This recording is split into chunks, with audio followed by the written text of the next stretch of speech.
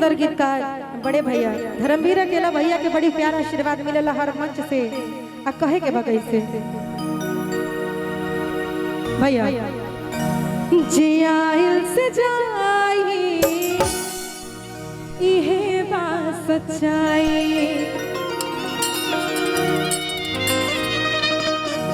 जियाइल से जाई इहे बात सच्चाई, जियाइल से जाई इहे बात सच्चाई। दिया जिंदगी के एक दिन बुताई, दिया जिंदगी के एक दिन बुताई।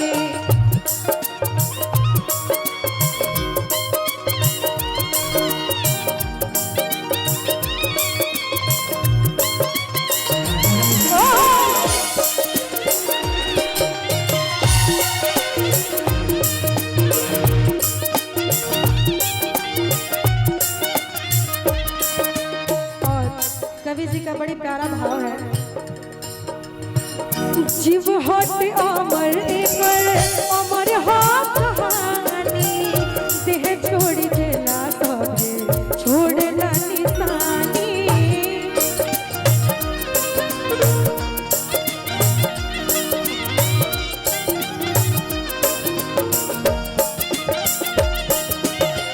जीव होते अमर अमर हा कहानी, जीव छोड़ वाला छोड़ी जाला एगो निशानी।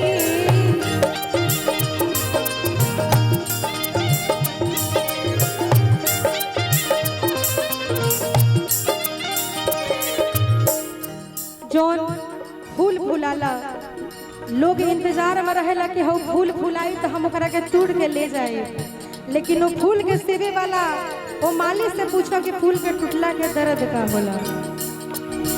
जवन फूल फुलाई ओहो मुरझाई,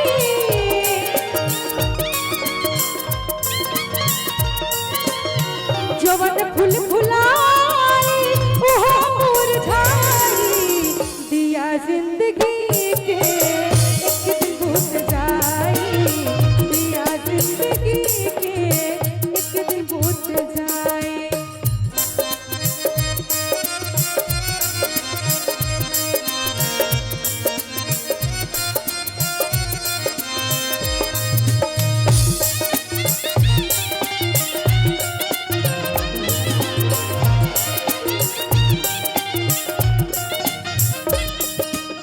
हमने के गार्जियन नीरज बाबा के तरफ से बड़ी बड़ी पुरस्कार व श्रद्धा के जय जयकार बा। कहे के बा कैसे दू दिन के बाटे नरतन जवानी, मालूम पे बाके हुए ही नहीं मानी।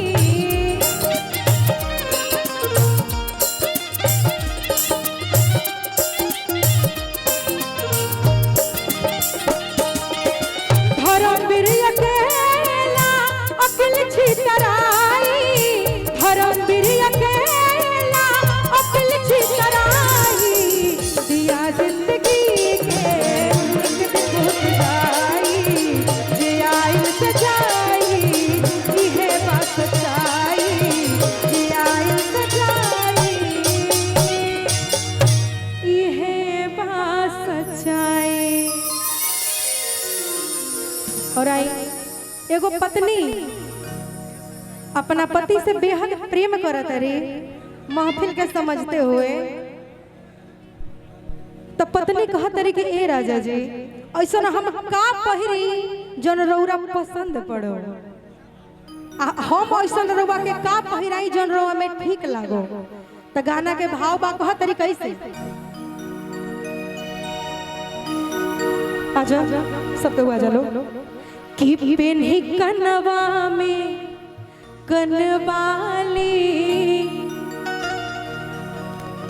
कि चटकदार मरी ओठलाली। अब आखिर में बड़ी चटक उठलाली मरले बड़ी हो तो देखी फैन हो जाले सैया।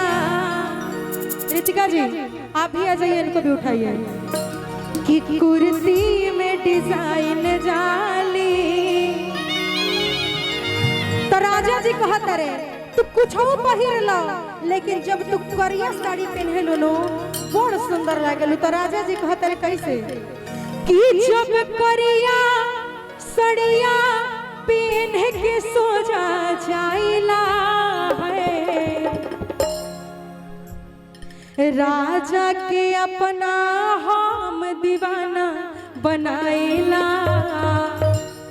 भैया भैया बेंजू वाला भैया उठाओ बजाओ उहे हो आओ कहे के बाद कि जब करिया सड़िया पहन के सोजा जाइला है, राजा के